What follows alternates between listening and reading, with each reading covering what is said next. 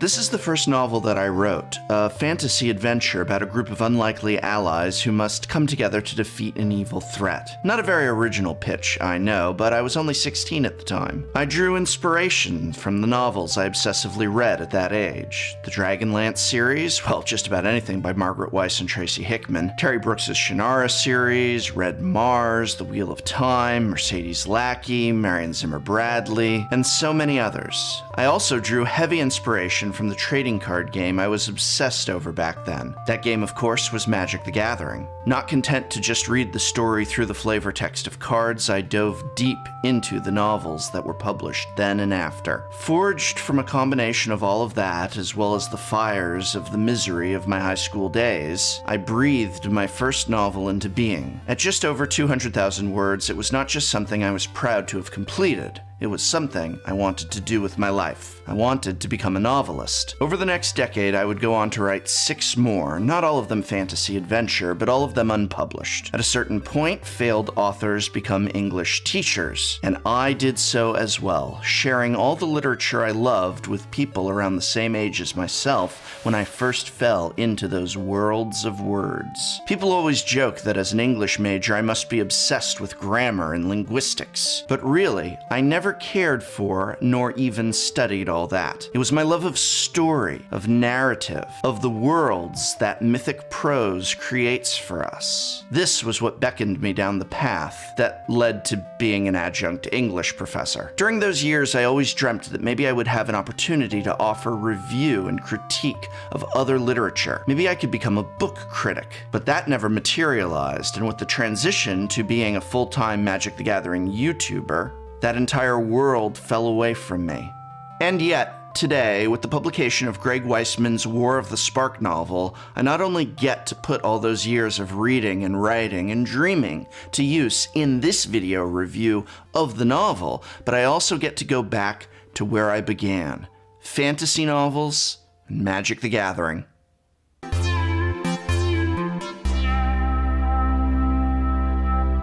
This review will be divided into 2 clearly marked sections, those of course being spoiler-free and spoilers. The spoiler-free section should hopefully provide those interested in hearing about the novel and possibly those deciding whether or not to buy the novel with an understanding about its quality of writing, story, characterization, as well as general strengths and weaknesses. Once we enter spoilers, which will be marked clearly at that time, I will be able to offer more specific details and critique by using examples and commentary drawn from the actual details of the book. Let's begin, however, with the spoiler-free section. Now, Greg Weisman's novel, War of the Spark, is the story of the Gatewatch's final battle with Nicol Bolas on the plain of Ravnica. Quite literally. The entirety of the novel is confined to this final battle. It begins when both the Immortal Sun and Planeswalker Beacon are activated, and it ends when Nicol Bolas is defeated, which, as far as I can tell, is within the time frame of less than 1 day.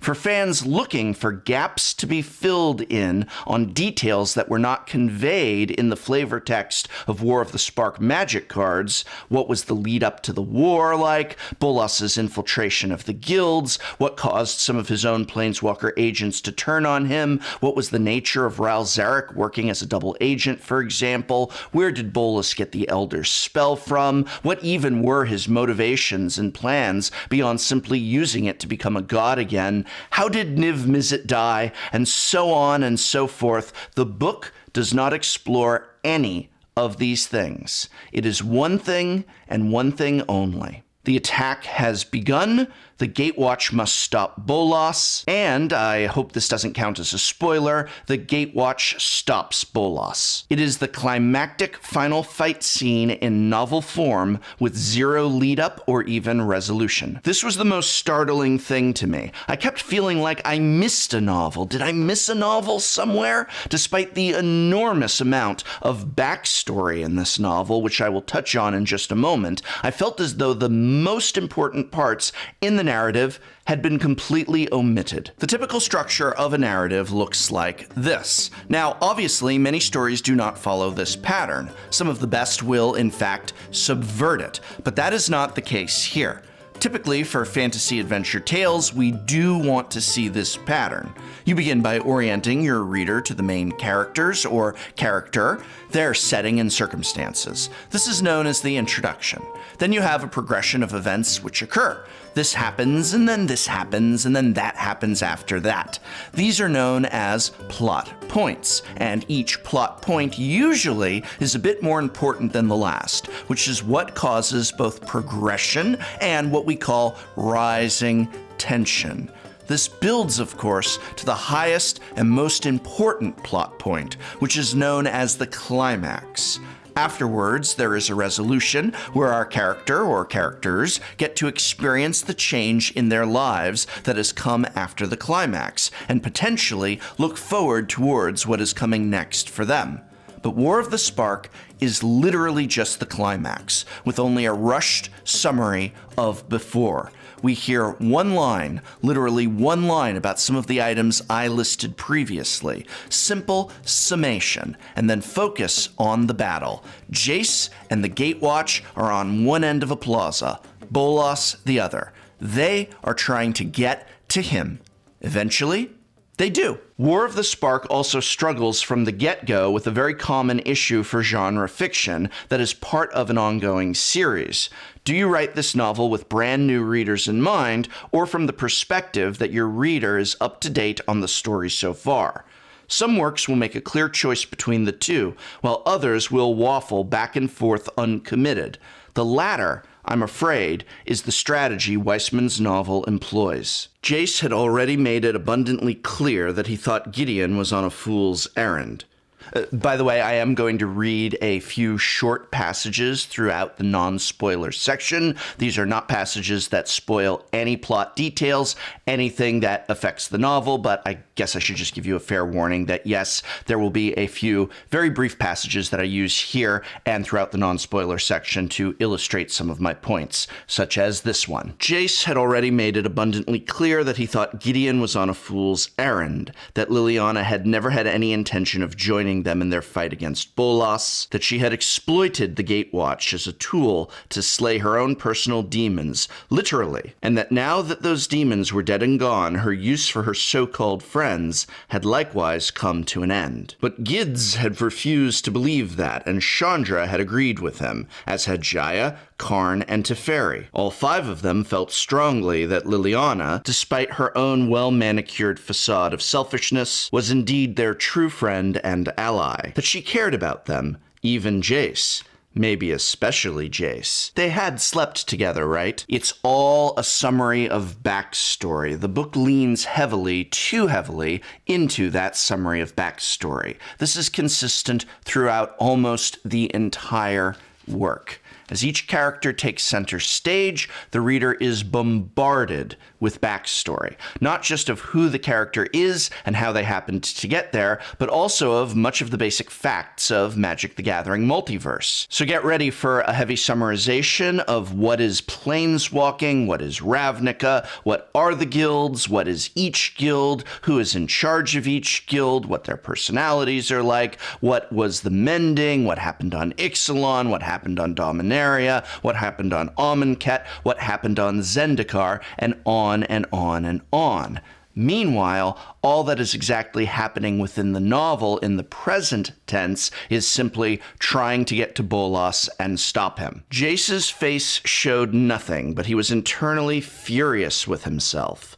This is all my fault. He and Vraska had been allies, more than allies, and they had formed a plan. She had begun doing Bolas's dirty work before knowing who or what he truly was. When she learned the truth, she became just as determined as Jace to stop the dragon, but she'd still have to face Bolas, face his telepathic ability. So, at her request, to offer her temporary protection, Jace had erased from her mind all knowledge of their alliance, of their feelings for each other, of Jace Beleren entirely, and he had erased all knowledge of Bolas' Bolas's true nature. She was to return to Ravnica while Jace gathered up the Gatewatch and formed a plan. Then Jace would have come to Ravnica, located Vraska, and triggered her true memories, and together they would have brought the dragon down. But gathering the Gatewatch had taken more time than he had anticipated, mostly due to Liliana, who had dragged most of them off to join her personal quest on Dominaria. But Jace was also late returning. He had planeswalked to Zendikar to track down Nissa Ravine, a founding member of the Gatewatch. It had taken weeks to find her and days to realize he could not convince her to rejoin the cause. In the interim, anything Vraska did in service to Bolas was not her fault.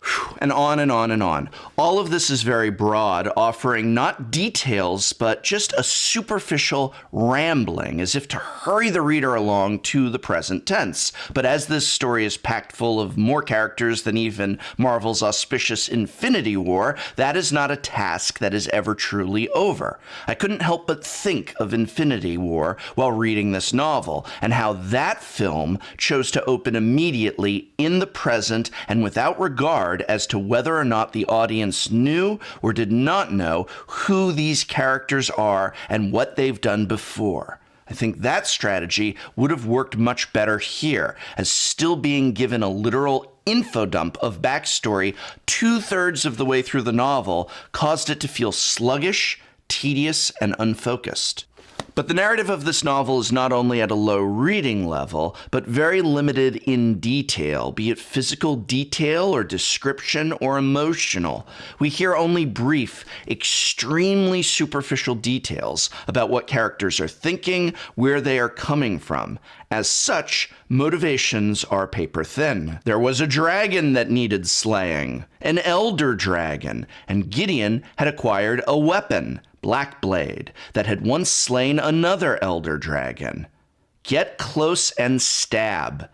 These days, that sounded like Gideon's kind of plan. Based only on the words on the page, it is as though every character's actions are simply for their own survival, with no more depth and complexity offered. Likewise, descriptions are just as limited. We are given little on the way things and characters look and appear. These things are brief and glossed over. In one scene, Vraska returns from Ixalan. "You look like a pirate," says Ral, and at no point are we told what Vraska is actually wearing or how she looks. We have one line of dialogue that says, "You look like a pirate," but we're not actually told what she's wearing and what she looks like. This is indicative of the descriptive levels throughout the novel. Most chapters, in fact, are only 1 to 1.5 pages long, and that is the thrust of the narrative, which is essentially not much of a thrust at all. I definitely felt going through the novel that characters like Jace, Gideon, and Liliana did not act like themselves or even versions of themselves. Some of the lines from Gideon early on made me feel as though I was reading Lieutenant Worf and not Gideon Jura. But more so than disappointing characterization, for a 300-page novel with 362-page novel with literally dozens upon dozens of characters, most of these characters in all of those pages are given only a superficial pass by. One example of this is Domri Raid, and again, I don't feel I'm in spoiler territory here, since his death and de-sparking was depicted on a magic card. Domri gets one line in the entirety of the novel, and here it is. "Hey, dragon, I am Domri Raid, champion and master of all the Gruul clans. You and I should be talking, mate. How about I swear allegiance to you and all yours? We'll burn Ravnica to the ground." And then an Eternal grabs Domri and kills him. That's it. Sorry, Domri Raid fans, if you were hoping for him to have even a supporting or auxiliary role, that is literally the entirety of his presence in this 362-page novel. Myself, a fan of characters like Teferi and Karn, was disappointed that they had, in a way, even less time on the page, as they were only described as being present, participating in the battle, and offering affirmative or negative responses such as "good idea," etc., etc. So you won't see Teferi, mischievous yet brilliant time mage from the Tolarian Academy, here. he is described mostly as being in the background, slowing down time during battle. Teferi was slowing down time. Teferi was slowing down time. Karn, too, has next to no lines, and those the Silver Golem does have are not any sagely words of wisdom or care, but simple affirmative and negatives. That is how the characters exist throughout the book. This passage that I'm about to read is highly indicative of all passages that include them. Teferi strained to slow time around the planar bridge, to slow the advance of the Eternals and to slow their reaction times. Jace created illusions as close to the portal as possible to send the Eternals against one another and create a traffic jam right in front of its gaping maw. Karn was ideally positioned to crush as many Lazotep-covered skulls as he could manage from among the Eternals that passed through the spells of Teferi and Jace. Among the three of them, it was an effective strategy. That's right, Karn, Silver Golem of Peace, who has sworn never to take a life, serves the role of crushing skulls. Ugin, the spirit dragon, uses such phrases as, quote-unquote, pot, meat, kettle, when speaking to Nicol Bolas, and, you must have really ticked him off. Yeah, that sounds like Ugin. Oh, no, wait, it doesn't. As the planeswalkers from the set roll onto and quickly off the page, it is little more than name-dropping, and apparently everybody already knows everybody else. I was shocked at the great galactic coincidence of Narset, Dak Faden, Tamio, Angroth, Saheeli, and on, literally all knowing each other and being known by one another, by the full Gatewatch, by every planeswalker, as though every planeswalker in the entirety of the multiverse, every planeswalker that the audience knows anyway, all 36 of them, all are already familiar with each other. Well, almost all 36 of them. Tybalt never makes an appearance. The Wanderer, a brand new planeswalker never before seen, whose identity and personality gripped the community with intrigue when she was first introduced, and excitement. She's mentioned in passing about 2/3 of the way through the novel, and then again, strangely, our main characters already are aware of her, give her a nod of the head, and she's gone. Recognize and know her, and then she's given nothing but a passing mention of her fighting off the enemy, less of a scene and presence than even Domri gets. Before we resume with long and tired attempts for Jace to somehow reach Nicol Bolas. And thus, 90%, or perhaps more than 90% of this novel is just a description of Jace and friends fighting their way to Nicol Bolas, with next to no detail or explanation given to character or motivation. All the depths and complexity of Ravnica, all the brilliance of Nicol Bolas and his centuries of planning, nearly every planeswalker we've ever seen, and the plot is simply Jace and friends are on one side of a plaza, Nicol Bolas is on the other. They must fight their way to him. As I approach spoilers now, I will offer this description to all who do not wish this book to be spoiled, but do wish to grasp just what this book is like. It is as if the final battle from Justice League, the movie, was given its own novelization. Not the movie Justice League, but literally the final battle. Poorly written in shallow prose and extended to 362 pages. That is the best way I can convey this novel without spoilers. Now let's get to spoilers.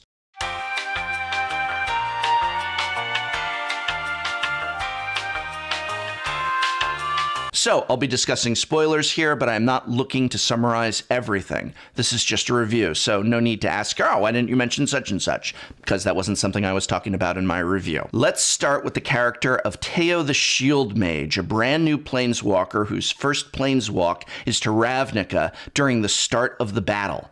Teo's character is a very weird inclusion in this novel. Perhaps he is meant to work as an audience surrogate. Again, going back to my point about the novel worrying that someone unfamiliar with the lore can't follow along. But Teo is essentially, and I'm trying to be fair here, but useless throughout the story and never goes beyond bland, generic character who knows nothing about and has no stakes in anything that's going on around him. He doesn't really save the day. He has no connection to anyone else. He is just caught up in the middle of things. Yet he's given some of the most time and development of any character in this novel, other than Jace, Gideon, Kaya, perhaps Ral. They were kind of the primary characters, but Teo is standing alongside them. I think Teo has more text devoted to him, in fact, than Liliana gets. He absolutely should not have been in this novel, especially given how little other characters get. The characters that we've known and grown to follow into this story.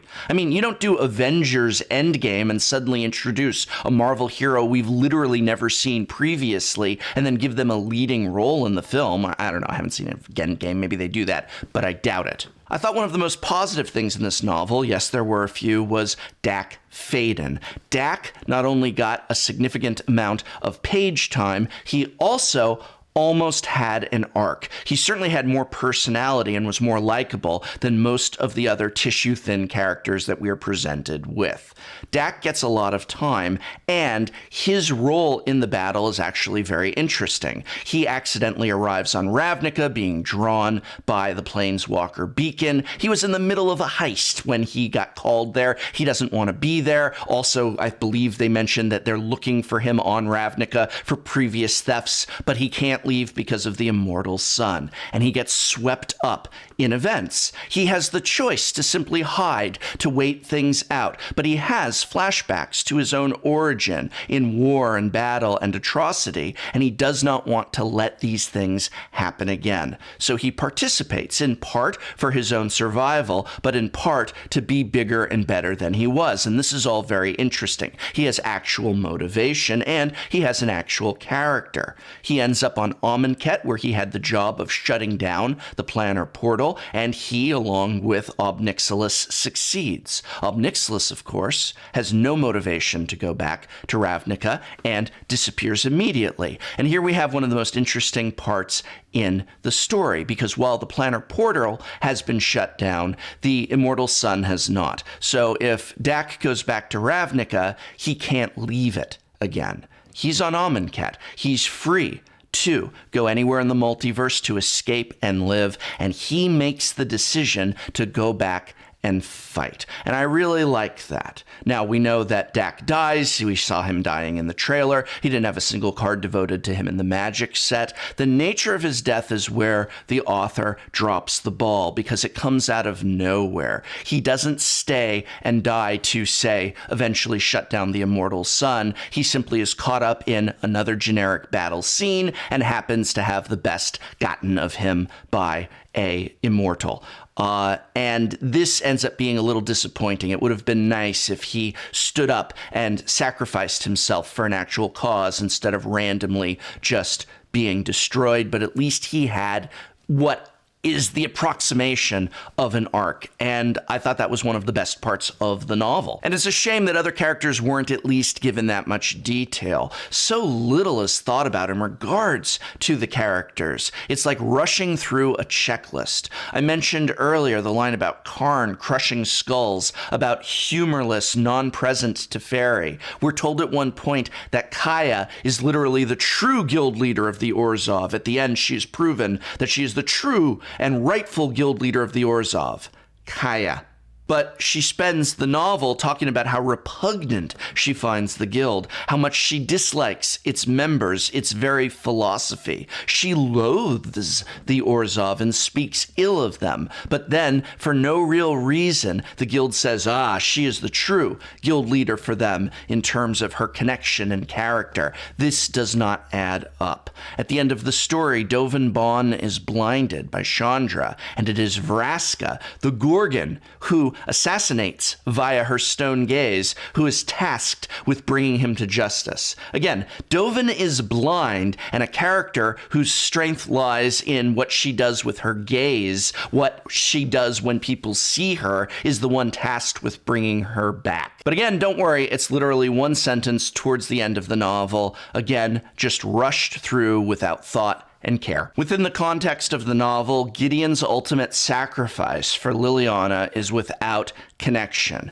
Jace is actually the one who spends most of the time throughout this novel thinking about and pining over Liliana, and she about him, and both come to the realization that they love each other. Of Vraska, Jace just thinks to himself, "We were maybe more than friends once, and that is all." And of Jace, Vraska thinks, and it's again just about word for word, "We were maybe more than friends once." And the rest of the relationship from Ixalan is completely ignored and not pursued. You know, there's a card from back when the Gatewatch was formed in Oath of the Gatewatch. That card is called Call the Gatewatch. There are just 2 sentences of flavor text on there, words spoken by Jace. They are, "I've heard it said that a planeswalker is someone who can always run from danger. But Gideon's right. We're also the ones who can choose to stay." I find there to be more depth and complexity in those 2 sentences of flavor text on a single card than within the entirety of this novel. That concept, and I have never been a big fan of the Gatewatch, but that concept about their reason and purpose, I feel, is quite powerful. That the only ones who can run away are also the only ones who really can choose to stay. Some of that goes back to what I liked the little inklings of in Dak Faden's story when he chose to return. But ultimately, when the plot of this novel is presented as we can't escape, our only means of survival is to stop Nicol Bolas, and there are undertones certainly of we need to do this to help Ravnica and the people of Ravnica, but ever present throughout it is just the danger of there's no way out. There's no way out. It completely subverts what the Gatewatch was about. I would have liked to have seen, perhaps, the Immortal Sun deactivated very early, and many, if not most, of the other planeswalkers choosing to run away. Perhaps the original Gatewatch, or those currently in the Gatewatch, are the ones who say, no, we can leave now, but the job's not done. The threat is still here. The innocents are still in jeopardy, and we, the Gatewatch, are going to do what we were formed to do. Stay and keep watch. Choose to stay and fight. And I think that would have been a lot more powerful than the simple survival imperative that is present throughout this novel. So my overall report card for War of the Spark by Greg Weisman is obviously not favorable. The narrative is rushed and simplistic. There is a lack of description throughout, both of character motivation and simply of visuals. There's an utter lack of characterization. Motives and actions do not always make sense. There is an overabundance of backstory and summary. Highly superficial, and yet in the present there is not much in the way of plot points, simply the ongoing need to somehow reach Nicol Bolas and fighting our way there. I would grade this novel at a D. Highly disappointing. If you are looking for Magic the Gathering lore that is extremely well written, engaging, descriptive, full of fantastic characterization, I cannot recommend what was essentially the end of Magic's story, an unfortunate thing to end.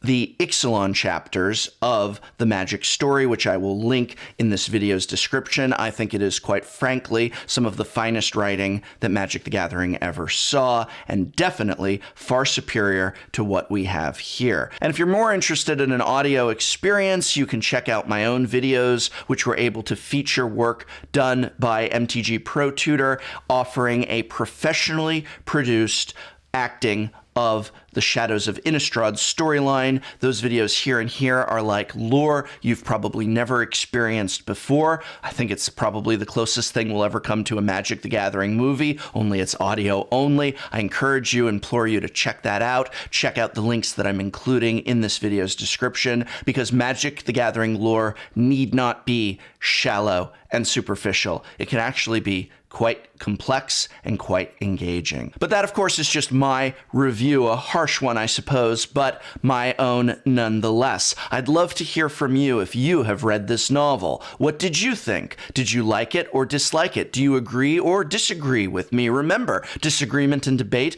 is not only okay, it is welcome and encouraged. There is no correct answer to whether or not you enjoyed a work of literature such as this, other than your own. But the part that I'm more interested in, beyond simply whether you enjoyed it or did not enjoy it, is why. So let me know in the comments below what you think of War of the Spark. And this program was made possible thanks to a sponsorship from Card Kingdom, as well as the Patreon support of viewers such as you. So thank you.